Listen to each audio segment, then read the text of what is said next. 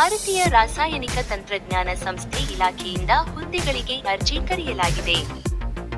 ಒಟ್ಟು ಹುದ್ದೆಗಳು 15. ವೇತನ ಶ್ರೇಣಿ: ಆಯ್ಕೆಯಾದ ಅಭ್ಯರ್ಥಿಗಳಿಗೆ 38,483 ಮಾಸಿಕ ವೇತನವನ್ನು ನೀಡಲಾಗುತ್ತದೆ. ವಿದ್ಯಾರ್ಹತೆ: ಅಭ್ಯರ್ಥಿಯು ಮಾನ್ಯತೆ ಪಡೆದ ಮಂಡಳಿಯಿಂದ 12ನೇ ತರಗತಿಯನ್ನು ಪಾಸ್ ಮಾಡಿರಬೇಕು.